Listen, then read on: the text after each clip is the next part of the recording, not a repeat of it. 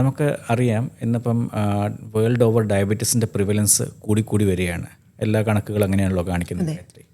അപ്പം നമുക്ക് ആർക്കൊക്കെയാണ് ഡയബറ്റീസ് വരാനുള്ള റിസ്ക്, എസ്പെഷ്യലി ടൈപ്പ് 2 ഡയബറ്റീസ് വരാനുള്ള റിസ്ക്, അപ്പോൾ ആരൊക്കെയാണ് കെയർഫുൾ ആവേണ്ടത്? അതെ, സാർ പറഞ്ഞ പോലെ ഡയബറ്റീസിൻ്റെ പ്രിവലൻസ് കൂടി വരിക തന്നെയാണ്. പ്രത്യേകിച്ച് ടൈപ്പ് 2 ഡയബറ്റീസിൻ്റെ പ്രിവലൻസാണ് ഏറ്റവും കൂടുതൽ കൂടുന്നതായിട്ട് കാണപ്പെടുന്നത്. ഇതിൽ ഏറ്റവും ശ്രദ്ധിക്കേണ്ട കാര്യം എന്ന് വെച്ചാൽ ഇതൊരു ജീവിതശൈലി, അതായത് ലൈഫ് സ്റ്റൈൽ ഡിസീസാണ്. അപ്പോൾ ഏറ്റവും റിസ്ക് കൂടിയ പോപ്പുലേഷൻ എന്ന് പറയുന്നത് തീർച്ചയായിട്ടും അമിതവണ്ണമുള്ളവരായിരിക്കും.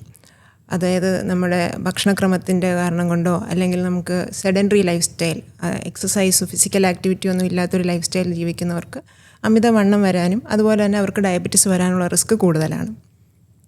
കൂടാതെ നമുക്ക് പാരമ്പര്യമായിട്ടൊരു ഘടകം ഇതിനകത്തുണ്ട്. കുടുംബത്തിൽ ആർക്കെങ്കിലും ടൈപ്പ് 2 ഡയബറ്റീസ് ഉണ്ടെങ്കിൽ നമുക്കും ഡയബറ്റീസ് വരാനുള്ള റിസ്ക് കൂടുന്നു.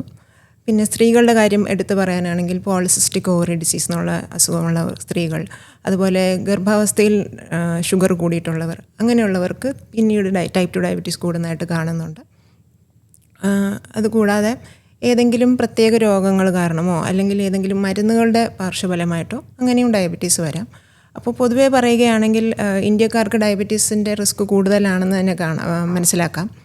അപ്പം ഇന്ത്യയിൽ ഒരു 35 വയസ്സ് കഴിഞ്ഞ എല്ലാവരും 3 വർഷം കൂടുമില്ലെങ്കിലും ഒന്ന് ബ്ലഡ് ഷുഗറൊക്കെ ചെക്ക് ചെയ്ത് ഡയബറ്റീസ് ഉണ്ടോ എന്ന് സ്ക്രീൻ ചെയ്യപ്പെടുന്നത് വളരെ അത്യാവശ്യമാണ്.